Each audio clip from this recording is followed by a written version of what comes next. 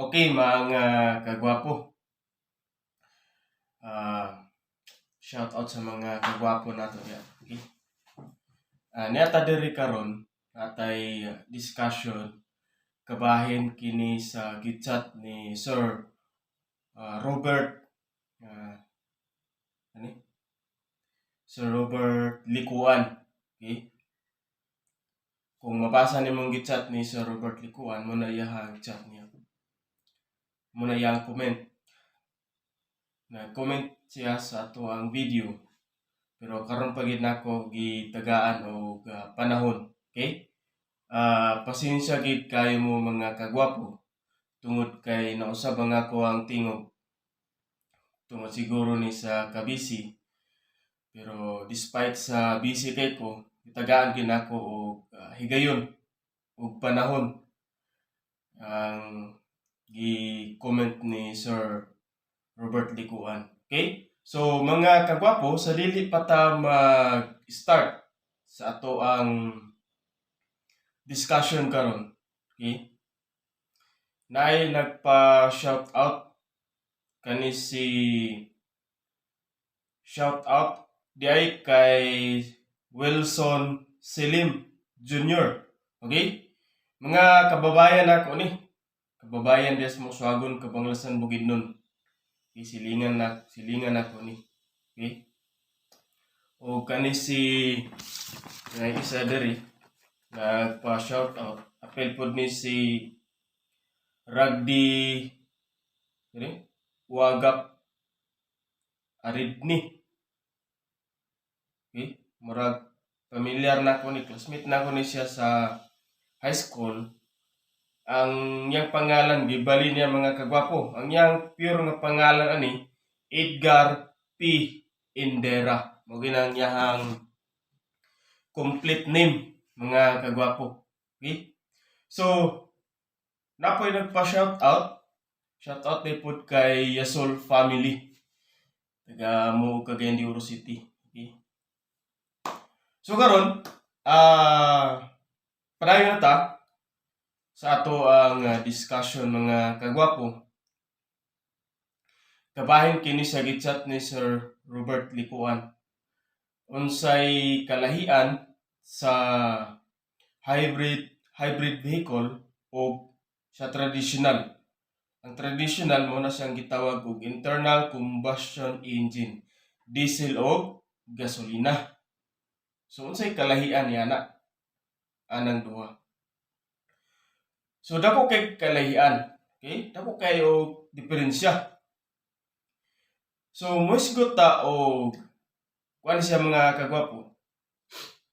Murag ako na lang iyagi og kanang chika minute murag ka na bang mag-practice lagi tawag na mag-interview. So karon ako na lang ni i-discuss murag semi-discussion lang tani. At least po nga makashare ko kay balo, makashare ko og dugang information regarding aning unsay kalahian. Magpabilin ba ta nga old model or dito ta sa mga bag-o nga technology. So karon existing pa man ang old model nga mga sakyanan. Even na pa diri sa Pilipinas, daghan mo ginagamit ng gina siya ang mga gitawag o internal combustion engine. Mo pa man gini kasigara gigamit karon diri sa Pilipinas. O karon atoy gi-comment ni Robert Likuan nga gakakita na niya ang gitawag og hybrid vehicle. Although gani na electric vehicle, gapanulod na sila. Gi-approve na siya, I think di ko masayo, year 2020 or 21 ba na gi-approve na ang electric vehicle manulod na diri. So di ko sure kung mabagit nga year. So gasunod na sila. So ato na siyang tubagon ang pangutana. Unsay kalainan. So para sa ako ang opinion, dili man ta perfecto nga tao, dili man ta swito tanan. Okay? Wala man ta gipanganak nga pag-anak kabalo na mag-drive, di ba? Wala. So tanang butang gitun-an. So karon based lang niya akong explanation sa ako ang na-learn. Okay, unsay kalainan sa hybrid vehicle o sa internal combustion engine, diesel and gasoline.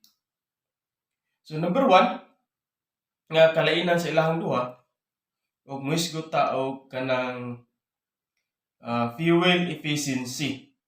Okay. So muisgot ta fuel efficiency, mas tipid gyud ang hybrid vehicle ikumpara nimo sa internal combustion engine. Kumpara nimo sa gasolina o diesel nga makina.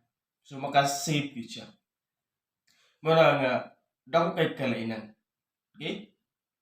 So ikaduha ang gitawag og reduce emissions. So mas aso ang gitawag og internal combustion engine, diesel o gasolina, mas aso gyud siya. Mas reduce ang hybrid vehicle nga emission. So muna sa ikaduha ang ilahang kalainan. Then ikatulo, misgo ta og towing and cargo kana. Okay? Mas kusgan ang internal combustion engine. Okay? Kay mao nga pang hauling. Pag-towing. So in terms sa hybrid vehicle, so ang yang kuan is gwapo yang performance padaganon. Then ikapat ang gitawag og long range driving. Long range driving, range niya ang iyahang kalayo in terms sa driving kumpara nimo sa hybrid vehicle o sa internal combustion engine, dako kay kalainan. Okay? Nga naman, ang hybrid vehicle mungod limited driving range ang iyang maabtan. Limitado lang. Kay malubat naman po. Di pareha sa internal combustion engine, diesel o gasolina, nga taas gyud maabtan. Imo na ilahang kalainan sa duha. Then ikalima ang quieter performance or quieter operations. Ang tingog while gaandar ang makina. So mas hilom ang hybrid vehicle ikumpara sa internal combustion engine. Diba? Mas saba man gutong especially ng diesel, saba ginaginandaran. So ang hybrid vehicle o functional na to yung electric vehicle, so mas hihilom. Okay? Then kung atong i-summarize ang hybrid vehicle o gitawag o internal combustion engine, diesel or gasoline, mas environmental friendly ang hybrid vehicle ikumpara sa internal combustion engine. Kay makahatag man siya og clean air, limpyo, kay malisar man, ma-reduce man ang iyang aso ikumpara sa internal combustion engine. Sige lang ta mag-focus. Kana lang ato ang ikumparahan, dako kay kalayan. Okay? Kay karon ang ato ang dagan sa tuang kalibutan nga para malikayan ang gitawag air pollution. Okay? Aso munang ilang galikayan para makontrol na siya. So mo na siya nga paghuman sa internal combustion engine, proceed na sa hybrid vehicle. So the time will come, or how many years, mawala na po itong internal combustion engine, mapulihan na og hybrid vehicle. So after sa pila ka tuig na pod, mawala na tong hybrid vehicle kay ang hybrid vehicle manggod duha na siya. Electric vehicle combine na siya sa internal combustion engine. So duha. Pag malubat ng electric vehicle, mo-function po ito ang iyahang internal combustion engine. So, pag mawala na nagtubil, na full charge na po itong electric vehicle, mara po ito yung magpadayon, padagan. So, yun na. So, although, napamigya po ng internal combustion, so, later on, mawala na siya. Mapulihan na po siya pure electric vehicle na yun. Then, ang ikaunom sa kalahian day, na before na ko malimtan, ang gitawag og refueling infrastructure. So, sa diesel o gasolina, sinasa ka diri sa Pilipinas, daghan kayo og gasoline station. Nga pwede ka makatubig. In terms sa hybrid, nga electric charging station, wala pa kayo makita diri. Pero, muna kalainan sa Pinoy, okay? Mamagina kung maligya ka og saging at bangan po kag saging or taparan po kag saging, which is pareha na mo na maligay ka pog saging. So this is gyapon sa fuel station, di ba? So na inyo ang naobserbahan sa nasa mo diri sa Pilipinas, tapat-tapat ang fuel station ug atbang fuel station, di ba? So daghan sa nasa ka mo tubil. Di para sa electric vehicle, wala pa kayo'y charging station. Mo po na'y kalainan. Pero gaanam naman sila og panulod. Diba? So dako kayo og impact ang kalainan sa duha. So ang mga scientists naghunahuna sila nga para makontrol ang aso, mo na nga nag-develop na sila og hybrid vehicle. Later on, mabot ang panahon, pure electric na. Then, okay ang dagan sa electric, may problema. Dito na po sa traffic, mo na manglupad na ang sakyanan. Mo na nang gitawag o flying car. Manglupad na. Sumura na po mga aeroplano, nanglupad na ang mga sakyanan. So, mabot ang panahon, diha padulong.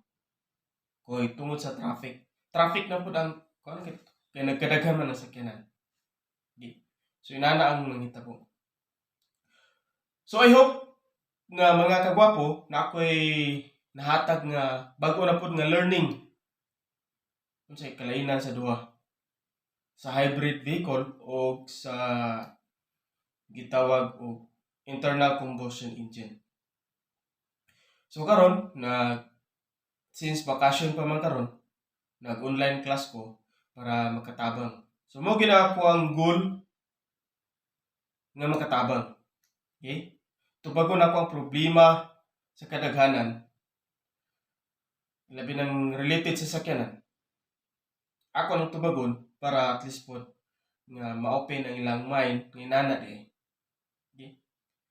So, since naamang ko'y gamay nga kahibalo, akong i-share, akong itudlo, akong itabang para daghan mabulahan. Okay? So, at least ang ako ang goal dahil sa kalibutan, makatabang. So, wala na tayo oras mga kagwapo. I hope Sir Robert Likuan na at least na nako ang imuhang pangutana. So, limited lang akong natubag based lang sa ako ang nahibalan. So, bisag gamay lang to, pero at least matubag na ko gamay. So, kato pong na mga pangutana kabayan sa sakyanan, pwede mo mag-comment below para ato nang tubagon ang inyong concern about sa sakyanan. Okay? Basta focus lang tag sakyanan. Mao gini ako ang trabaho. Mutabang, mutudlo para masulbad ang inyong problema. Okay? So ang akong purpose dito sa pag-online, at least makahatag ko guide. Okay? Namoy sundon kung asa mo padulong. So daghan mga comment ako natubag. So murag mo ni ang last na po ang ako ang i-address ang pangutana. So dugay na ning comment ni Sir Robert Likuan. Sir, sorry kayo sir, karon pa na ako natubag tungod sa kabisi. So, bisan og busy ko, pero gitagaan ako og time. So, ana lang. I hope nga natubag na akong pangutana. So, maabot ang panahon, nag-ani, abot naman yun, naamang kay mga basher. Basher ko na, pero sagdaan ako na. Mas i-focus ako ang positive. Mas i-focus na ako nga makatabang ko. Sagdaan ako ng mga negative thinking. Normal na ang klase sa tao. Na positive thinking na apoy negative thinking. So, duha ka book.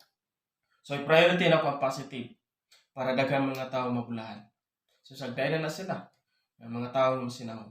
That's normal. Okay? So, thank you so much. And God bless. Bye-bye.